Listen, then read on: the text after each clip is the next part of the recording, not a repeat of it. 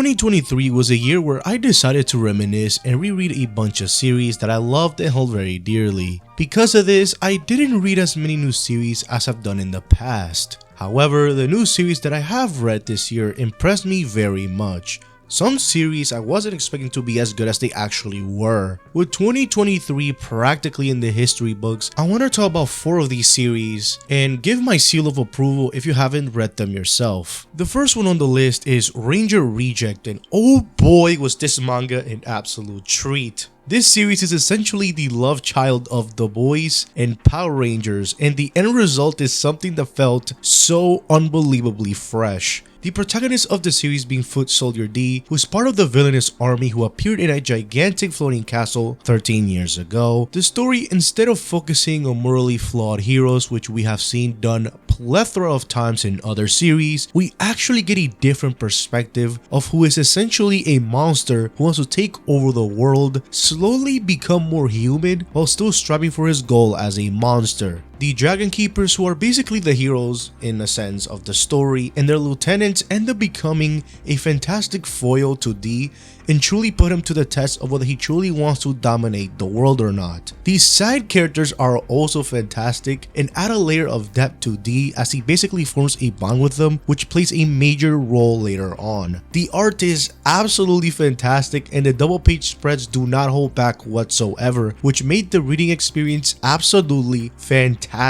Especially currently, as the latest arc keeps pushing the envelope and author Negi Haruba has made me a full-blown believer on his ability as a writer and an author. I am so excited to see where the series will go as it progresses and its eventual anime adaptation that is on the horizon for 2024. The second manga that blew me away was none other than Sui Ishida's Choujin X. Quick backstory, I actually read the first chapter of the series when it first released, and while I did like it, for whatever reason I never continued reading. But regardless, years later, after the series established itself with a very unorthodox release schedule after the burnout Ishida had at the tail end of Tokyo Ghoul serialization, I decided to give Choujin X a second shot, and good god, I couldn't believe what I read after catching up with the series, man. After encountering a familiar delinquent who got turned into a Choujin and have supernatural abilities, Tokyo and best friend Azuma are put in a position where they have no choice but to use the same syringe that turned the delinquent into a Choujin in order to fight back. And oh boy did Sui Ishida did not hold back in the art department. The story after Tokyo's transformation becomes one of self-discovery as he starts to become more reliant on himself than Azuma, and after things get more intense after he joins the Choujin organization Yamato Mori, we get an inside look as what's essentially a war between Choujins that has existed for years. But the one Choujin that will ultimately make the difference in this are Choujin X, who appear once every generation, who can either restore the balance or absolutely demolish it and cause chaos. To say that Sui Ishida is in his bag with Choujin X would be an understatement. It almost feels like he wanted to prove the point he still got it as a mangaka, and the end product is a series that has limitless potential with an interesting cast of characters and a villain that keeps getting more compelling as the series progresses. If the series continues to improve, we might be looking at an all-timer, as this time around, Sui Ishida is not tied down to his schedule and goes as he sees fit, which is the best thing for this series. The third manga, and probably my favorite that I read this year, is Kindergarten Wars, and holy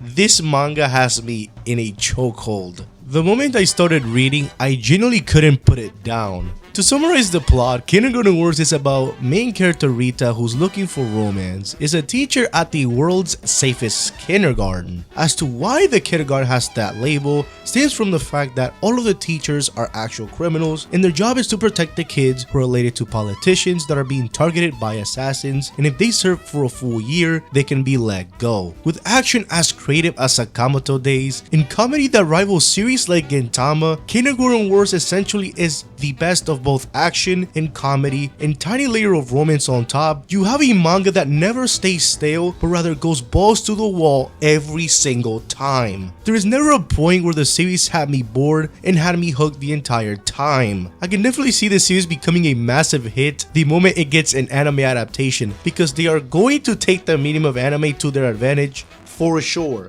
I am so very happy that I encountered this series at the time that I did, and it might be the best manga for me this year personally. The fourth and final new manga that I've read this year is none other than 7 Deadly Sins sequel, 4 Nights of the Apocalypse, and man, this one surprised me the most. I went into a massive 7 Deadly Sins binge recently, and I actually ended up enjoying it a lot and didn't think it fell off at all, but that is a different topic for another video down the road. I went into 4 Nights with skepticism, as a lot of sequels feel like a cash grab rather than telling a compelling story, and this is not one of those instances at all. The main protagonist Percival and his grandfather live extremely high up in a secluded area, but one day a knight from Camelot named Ironside ends up killing his grandfather for betraying him and his other comrades. As Percival is all alone, he finally does what he always wanted to do, which is explore the world, as well as take revenge on Ironside for his grandfather. What makes this series so incredibly good is how the continuity of the previous story stays relevant, and the mysteries that take place throughout are so well crafted and methodical that once we get the reveals and what is actually taking place, it brings a sense of satisfaction like no other. Especially recently, as there's a major twist with Percival and who he actually is that left me absolutely speechless. The new cast of characters are also great and have that charm to them, and even returning characters from the original 7 Deadly Sins that left me a bit teary-eyed from the emotional attachment I had to them. With how unpredictable the series is because of its world and the power the main antagonist of the series, King Arthur, has, the series can quite frankly go anywhere, so I'm extremely thrilled to see where 4 Nights of the Apocalypse will go and how it will conclude. These are the 4 manga that have absolutely blown me away and have made me a fan of them completely. What reading these 4 new series have taught me is to definitely keep in touch with newer series, since you never know if you will encounter a new favorite series, even if it's on its early legs. To end this video, I want to know what newer series have you read this year and how much you have enjoyed said series. Leave that on the comment section down below.